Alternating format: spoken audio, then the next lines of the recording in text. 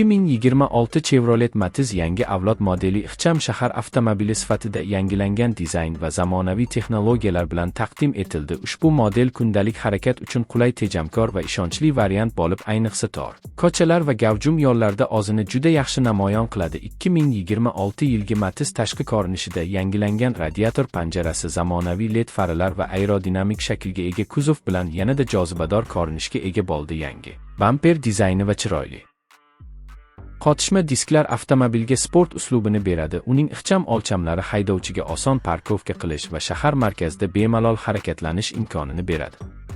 2026 Chevrolet Matiz kapoti ostida tejamkor va ekologik standartlarga mos 1.6 litrli benzin dvigateli o'rnatilgan bo'lib, u kundalik foydalanish uchun yetarli quvvatni taqdim etadi. Ushbu dvigatel yoqilg'i sarfini kamaytirish bilan birga barqaror ishlashni ta'minlaydi. Model mexanik va avtomatik uzatmalar qutisi variantlari bilan taklif qilinadi. Old gildirakdan tortish tizimi shahar sharoitida barqaror boshqaruvni ta'minlaydi. Yengil rul boshqaruvi va mustahkam osma tizimi notekis yo'llarda ham qulaylik yaratadi.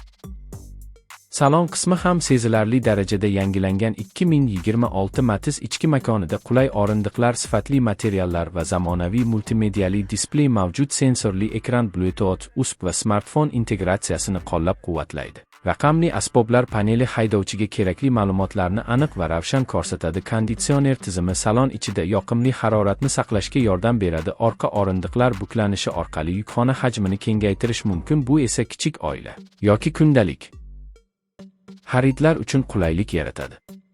Xavfsizlik tizimlari ham yangilangan bo'lib, avtomobilda old xavfsizlik yostiqchalari, ABS tormoz tizimi, barqarorlikni nazorat qilish tizimi va orqa parkovka datchiklari mavjud. Mustahkam kuzov konstruksiyasi yo'lovchilarni himoya qilish darajasini oshiradi, shuningdek bolalar o'rindig'i uchun